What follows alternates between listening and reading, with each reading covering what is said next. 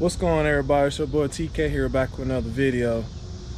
Well, I know y'all saw me last time. I was in a Chevrolet Camaro, but we're gonna do another Chevrolet Camaro, but not just any Camaro. This is an RS convertible, but here in a second, it's got a different engine compared to that other one. But we're gonna see here in a second. Check it out. All right, everybody, I want to introduce you to one of my buddies. I know him for a while. This is my guy right here. His name is Eric Wade. This is his personal car. I love this color you have on your car. What is this color code, by the way? For this year, this being the last year that this color was offered, it's called Hyper Blue. Hyper Blue, okay.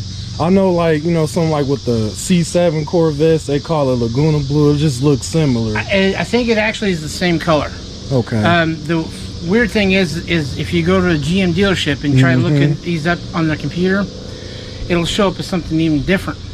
This one here was, I can't remember what the guy said it was. But it reverts back to years ago that GM used this color as well. Right. And they recycle colors every so often. I can't tell you how often they do. Right.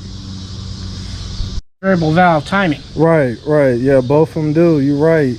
And if I'm mistaken, I think the newer 6.2s also have the variable valve timing as well. I believe the LT it might actually have that. Yeah, like by now it should, but I think it started with C7 with that when that engine came back. But I know this when they went to direct injection on that engine.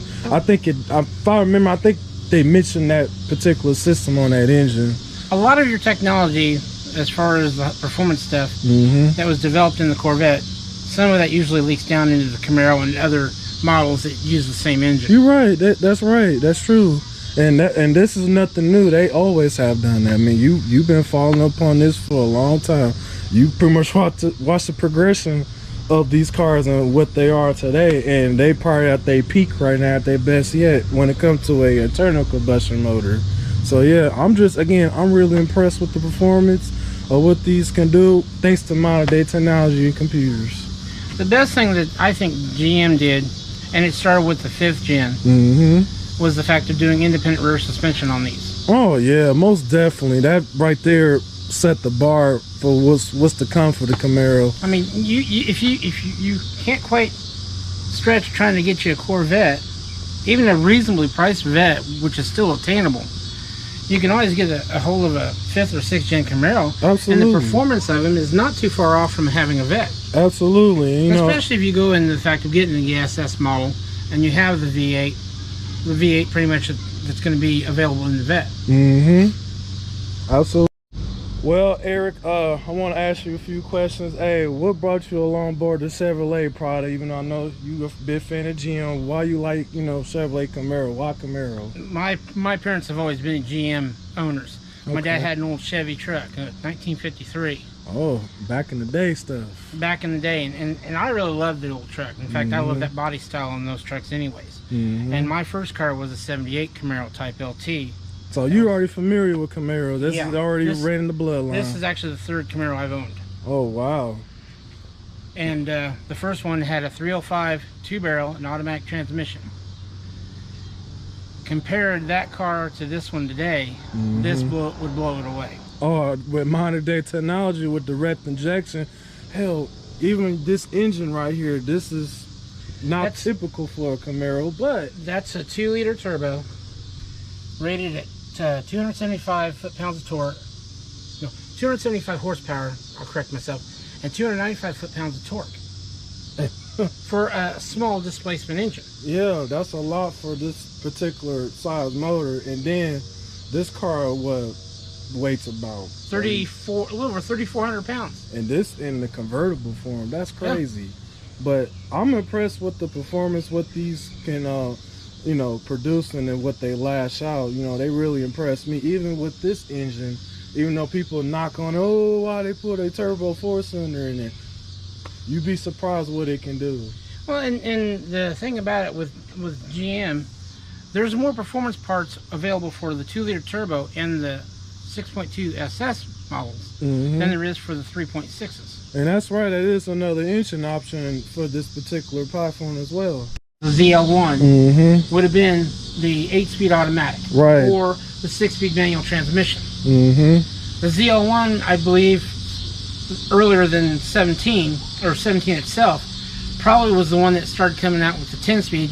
Yep. GM was working on whether or not that was going to work out well, because that was a conglomeration with Ford, actually. Yep, and they put it on their updated version of the S550 platform Mustang, since it's been out since 15. So it's been out 2 years prior, a year prior before this car came out. And as far as the differences between the 8-speed and the 10-speed, I'm not totally sure. I've not been in one that was a 10-speed car. I'll tell you what, I have ridden in a 10-speed SS, but I've ridden a 21. And I'll tell you what, the gear ratio is a whole lot different from the 8-speed. A lot closer together. They're a lot closer. The ratios are a lot closer than this particular settings on the 8-speed, how it's set up. See, my only thing with the multiple speeds on the automatic is they really haven't improved fuel economy like I thought they would have. Not really. Because I can get the best about 30 miles a gallon in this, being that it's a 2-liter turbo. And that's taking it easy. Mm-hmm. And in fact, the funny thing is the SS 6.2s can achieve 32 miles a gallon highway in the first place themselves. Absolutely, and I'm not knocking you on that. I know they can, especially this having the 4-cylinder. Of course, you're getting awesome fuel economy. You know, it's a 4-cylinder turbo, but you know, it's crazy the V8 versions are capable of getting better fuel economy than the V6. That's crazy. The 3.6 in these, so. The 3.6s don't do too bad. I think when the previous Camaro that I had was a 15, I was getting close. Oh, you had a Gen 5? I had a Gen 5 also. Okay. But it was a coupe. Okay. And in all honesty, just like the time I had 3 different Corvettes in this driveway while this was sitting down at a dealership, and that's a story in itself. Yeah. There's been improvements on the chassis and overall design of the car from a 5th gen to the 6th gen. Right. Some people like the 5th gens more than they do the 6th gen. Right. The only small drawback with the 6th gen is the interior space is just a tad bit smaller. You're right. But I don't notice it that much. In fact, the funny thing is, with the top up, I have not hit my head on the top compared to me getting in and out of the 5th gen that I had. That I have hit my head on the roof a couple of times. Yeah. Just trying to get in or out. I mean, I can tell right off the bat, whatever improvements they did on this particular platform, it sits higher. I mean, you know, the windshield is more sloped compared to the Gen 5, and, but it sits a little higher for the roof lining. And they finally wised up, GM did, as far as I was concerned. The Gen 5 convertibles didn't have a hard tonneau cover. They had a cloth tonneau cover that you could buy that covered this whole area right here. Right. Whereas the 6th gen, they designed it to where this here hardtop piece is your tonneau. Yep. And it kicks up back behind the car so the top can come out from it. And I mean, just with the top down, it gives a sleeker, cleaner look. And I like this, how it's set up. A lot of people complain about the Camaro convertible not looking odd with the top up in the first place. I don't see it. I don't see where there's that big of a problem with the design of the top. More reminiscent of the 68 and 67 taillight. Oh yeah, that's, I could see the first gen, the earlier ones right here. This is a perfect example. Even like the front end, like right here, the way the headlight shaping the grill, I can see the resemblance of the, I'll be honest, the 69 a little bit. It's just my opinion.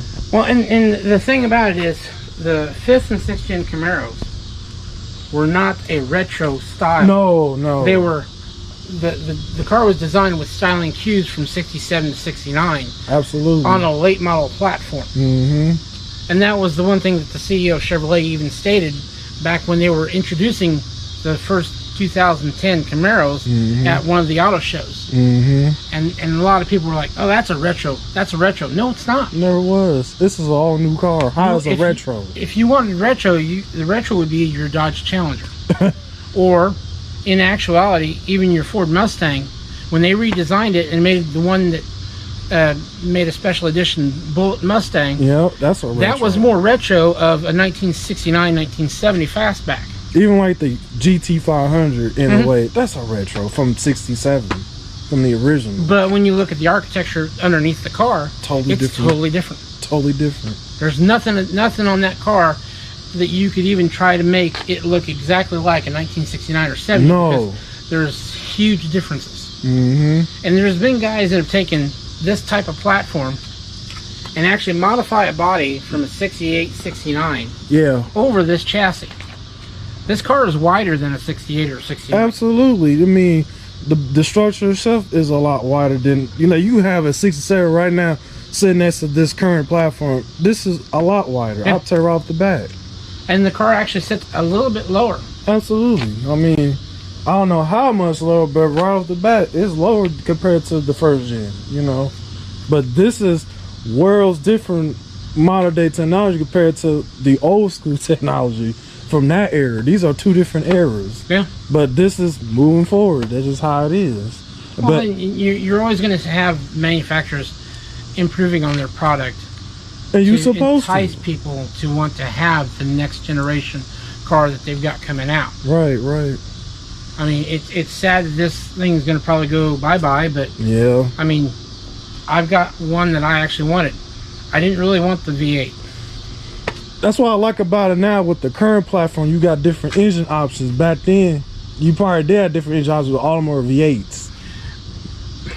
In a way. Here's the unique thing about it. When the Camaro first came out in 1967, it was available with two different inline six cylinders, and I think two or three different V8 options. Not a whole lot. When you go into 68, I think there was an added engine option of the V8. The six cylinders stuck around. The inline six cylinder stuck around till 1977, which was available as the base model engine for the Camaro. And between 78, actually 81 on back to 67, except for a small change from in 79 and 80, and I can't remember what size that one is. It was a small displacement V6, and then you had only two V8 options. And your bigger power plant Camaros were in the late 60s and early 70s. Like your small blocks and your big blocks, stuff like that. Yeah. You had to, and the rarest ones of them all would have been the 69 DZ302. Some people don't believe that Chevrolet made a 302 cubic inch Chevrolet V8. They did. They did to compete with in Trans Am racing. Because at the time being in 67 or 68, I guess it was 68, Trans Am series put a cap on the number of cubic inches you could have in displacement under the hood. So Ford, Chrysler, GM, and in fact AMC all had to have an engine under 302 cubic inches. You're right about that. I remember hearing that, they had to regulate to that displacement only for that type of racing back then. And so, and the neat thing about the 302 back then, it was actually a high revving little motor. Oh, yeah. It was a screamer. And it did pretty good on the circuit. Now, I will honestly say, though, the ones that I remember winning would have been the AMCs. And probably the Challengers more than Camaro and Mustangs back then. But, I mean, I'd have to see some of the old footage of some of those races to see the winners of them. Yeah. Because AMC hasn't been around since 80s.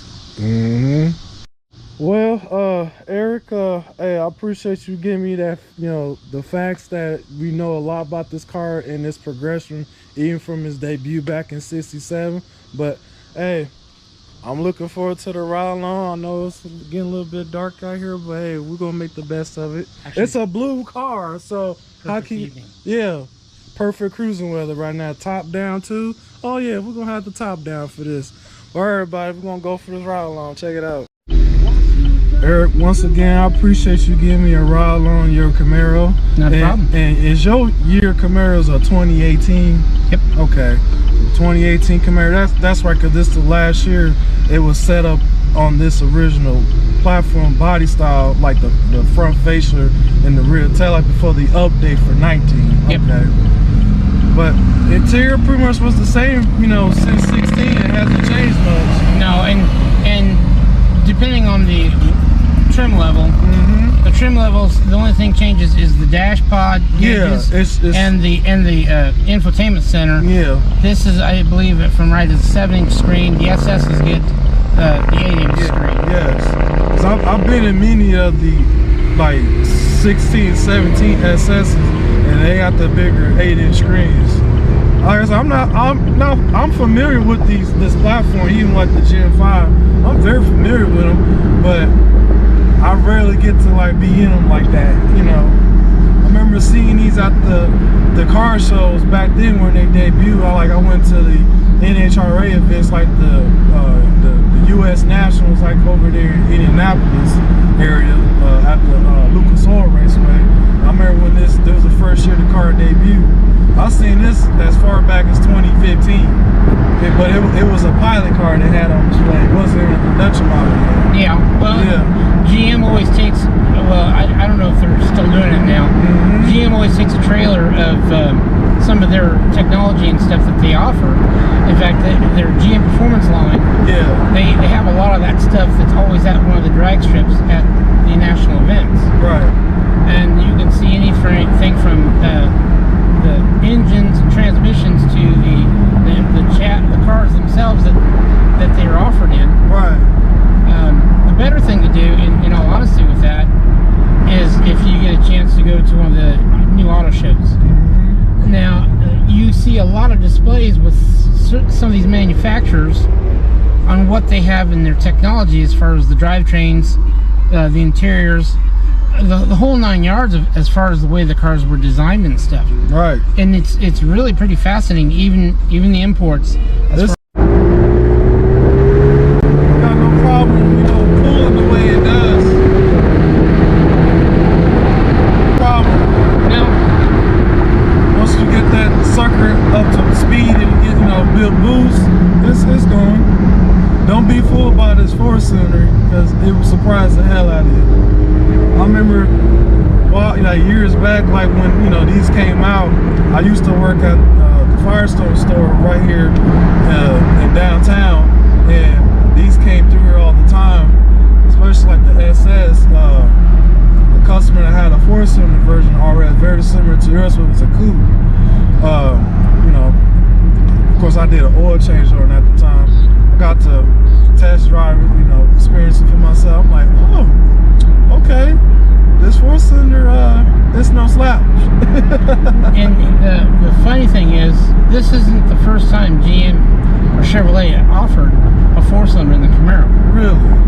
Now I'm not fond of the 3rd generation Camaros. I think they were lackluster in design and poorly executed. Yeah. That's just me. Others love that body style. They love it because that was the year of the IROCs. I like that body style, I ain't gonna lie, but when it comes to sophistication and stuff, it wasn't the best. No, it was just as anemic as the late 2nd generation Camaros. Yeah. And in fact, the IROC race cars started out with the last few years of the 2nd generation Camaro, but they never offered one of them as a option that you could buy through the dealership as far as looks go. Yeah.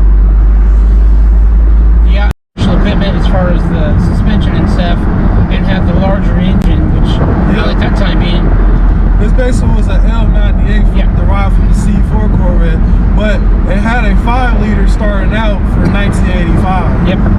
And the 5-liter was not the best. Not when it comes to the performance aspect. The 5-liter had been around since 77 or 78. And there wasn't much change. They did do some changes as far as in the heads, and eventually with I can't remember what year it was that the Camaro was offered with, I think it was offered with a throttle body, but I might be wrong. I know they offered it with a tune port injection. Right, you know, it was offered with that, yes. Because I've seen a couple of 85s over time, you know, with, of course, with the 5-liter with tune port injection around that time. I think that was the first year of the 2-port injection when the L98 came out, and of course the C4 was the first to have it. So no, well, the C4, the first year of '84, yes, actually had crossfire injection, yeah, which L83. they had some issues with that. Some say that it wasn't the greatest. It had small quirks to it. Yeah. Others said it was pretty decent. I mean, GM just kept improving on the fuel injection over the years. Yeah. If I remember, that engine I think originally came out in '82 with the C3. The last year of the C3. Yeah, that originally had it. It did. And then of course they they reintroduced it for C4 for the first year.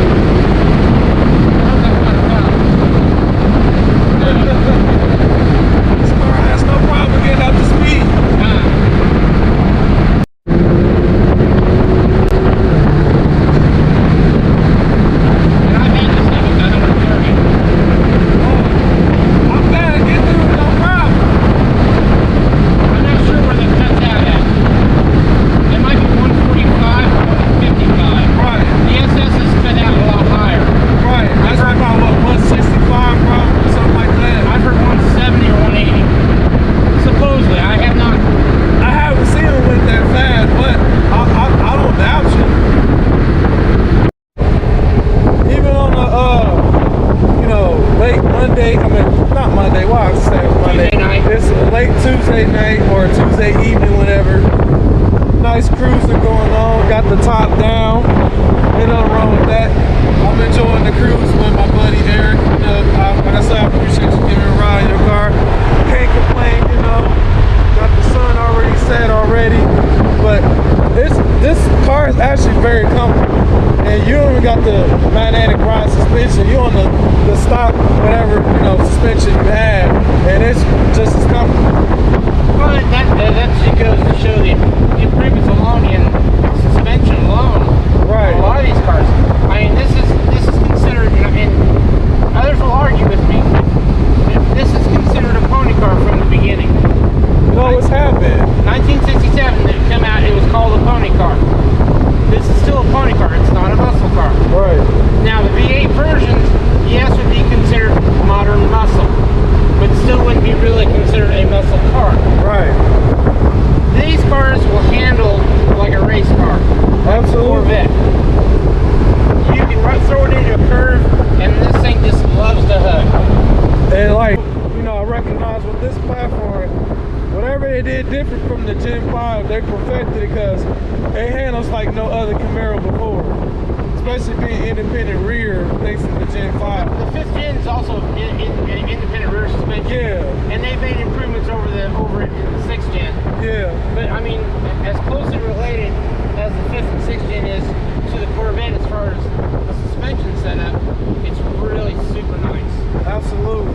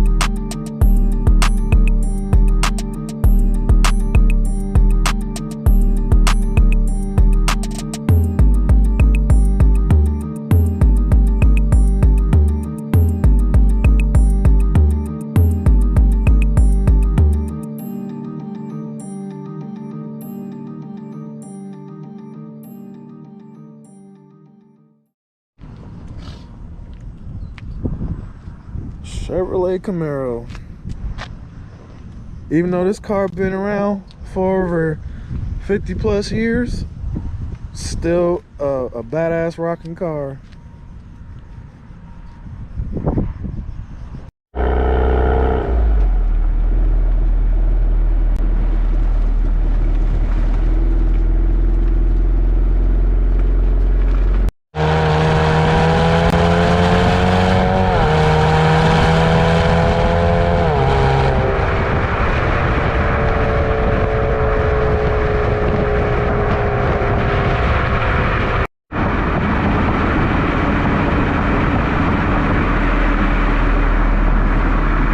Good thing I say with GM, as far as the StabiliTrak and the traction control, it does work fairly good.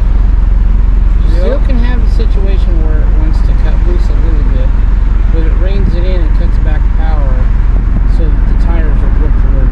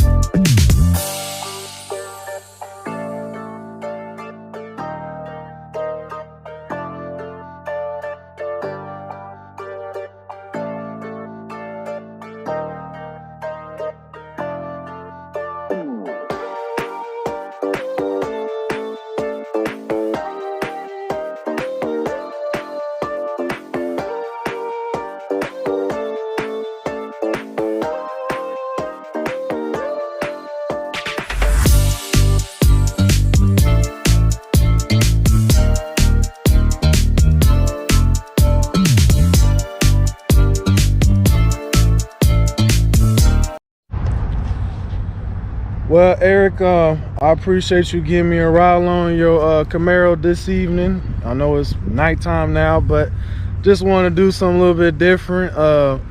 I'm really impressed with the performance aspect of your car, even though this is a 4-cylinder version RS, even though it's a convertible. But you know what? This car, don't be fooled. This car got a lot of performance underneath the skin. But again, Eric, I appreciate you giving me a ride in your car. All right, everybody, I'm gonna go ahead and sign off. Like, share, subscribe to my YouTube channel, TK Turbo. I'm out.